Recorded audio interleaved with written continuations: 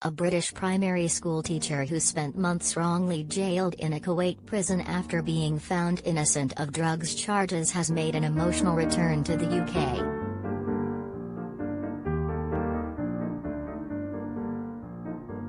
Sara Assayed, 35, was sentenced to 10 years behind bars after a 30-minute sham trial in March 2021.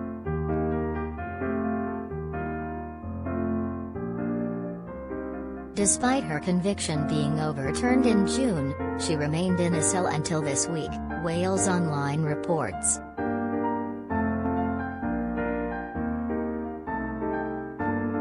After a 2-year-long battle, Sara, from Bury, was finally able to embrace her mother, Helen, as she landed back on British soil on Friday morning.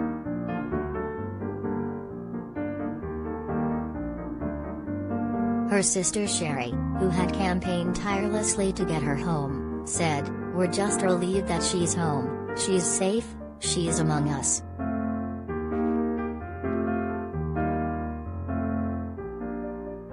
"We're extremely happy. We knew we were not going to stop until we got her out.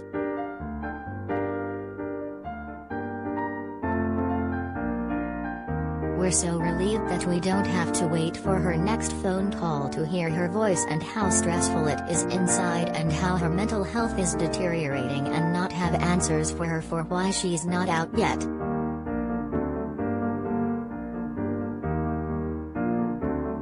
Sign up for our daily newsletter to keep up to date with all the essential information at www.mirror.co.uk/email.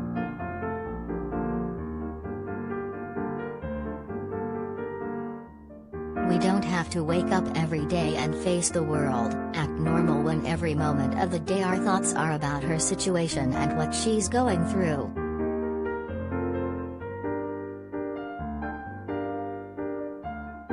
We just want to take this time as a family to enjoy having her home and the little things over the last 2 years that we have missed with her.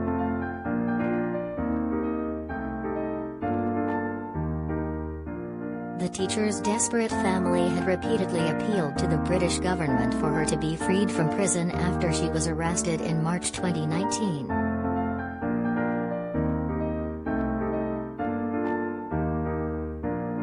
Sara had been traveling home with a colleague after running an evening class for disabled children when she was stopped by police.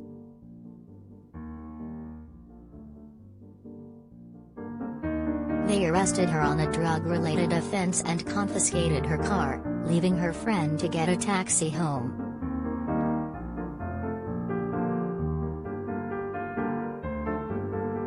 The teacher was initially remanded in custody for 4 months until her family managed to get her released on bail.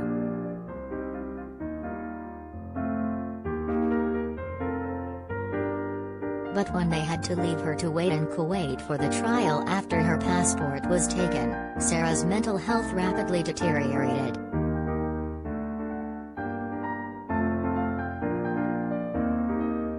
Sherry said, "She told me if she doesn't get out she's going to commit suicide. Her mental health is in a state."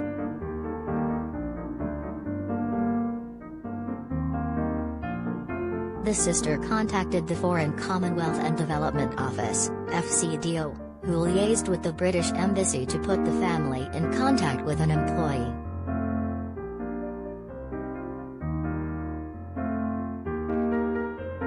Sherry explained the embassy employee's English isn't at a level where the two can communicate effectively, and any attempts to speak to the ambassador directly over the phone was rejected.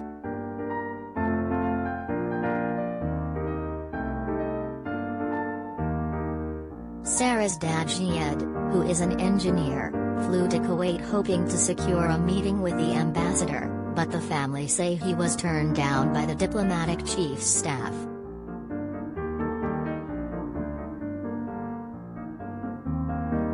"We had totally no support from the British Embassy," Sherry said.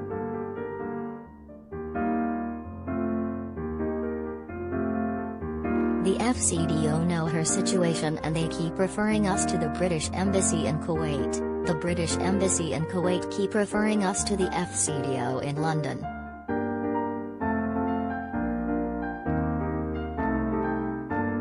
In December last year, Sara faced a rigged trial in which she was not allowed to take the stand or speak to give any of her own evidence.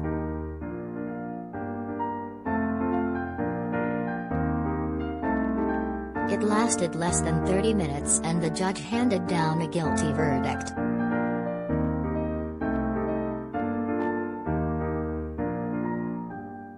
After trying and failing to get the embassy to help them, the family managed to hire another lawyer in Kuwait, who secured an appeal in February 2021.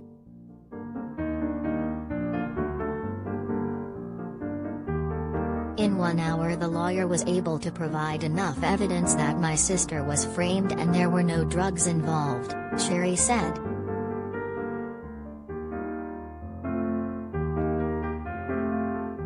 Inaccuracies between police reports, as well as various drug tests and telephone records, were used to prove Sara had never been involved with drugs.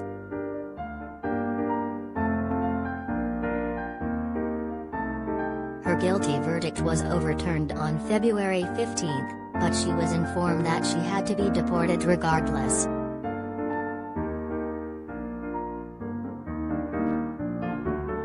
However, when Sara was sent to the deportation center, the British Embassy had no details pertaining to her deportation. After 2 days she was sent back to prison to await deportation.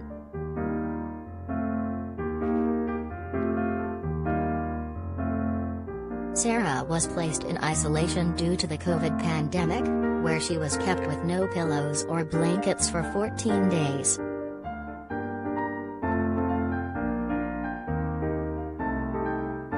The family were told to hire further lawyers to organize deportation letters, only for the recommended legal advocates to inform the family that these papers are the responsibility of the embassy.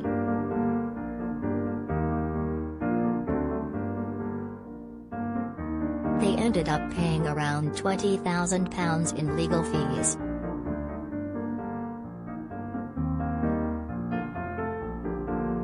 It has been horrific, the sisters said.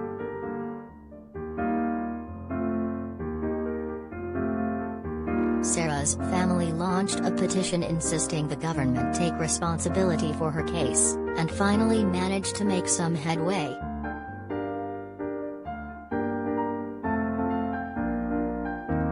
The Foreign Office confirmed earlier this month that they were assisting the family.